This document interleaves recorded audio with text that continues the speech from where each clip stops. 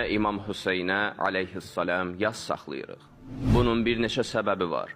Ən birinci səbəbi odur ki, bu işi Peyğəmbər sallallahu aleyhi və aleyh özü görüb və bu sünnədir.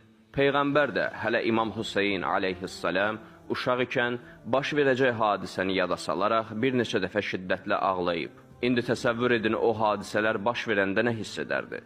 Eləcə də Həzrəti Əli aleyhissalam bu hadisəni yada salır və ağlayır.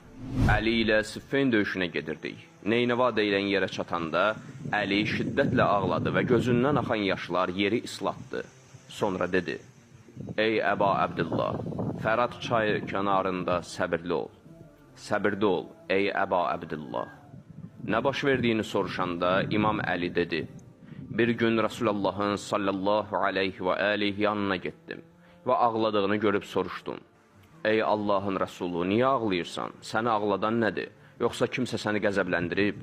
Buyurdu: "Xeyr, Cəbrail sən gəlməzdən biraz əvvəl buradaydı və Hüseynin Fərat çayının yanında şəhid olacağını xəbər verdi."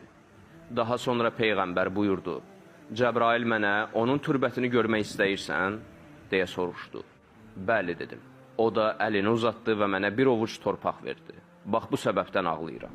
Allah Cəbrail aleyhissalam vasitəsilə niyə bu məsələni dəfələrlə Peyğəmbərin yadına salıb ağladır? Ümmül Fəzl dedi: "Fatimə dünyaya bir övlad gətirdi və mən o uşağı qucağıma götürdüm. Bir gündə Peyğəmbərin xidmətinə yetişdim və qucağımda olan uşağı onun qucağına qoydum.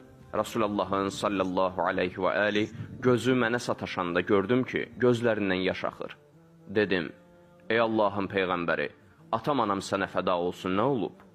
Həzrət buyurdu: "Cəbrail mənim yanıma gəldi və mənə xəbər verdi ki, ümmətim bu uşağı qətlə yetirəcək."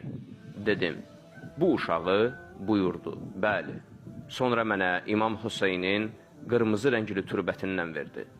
İkincisi, heç bir Peyğəmbər və imamın müsibəti İmam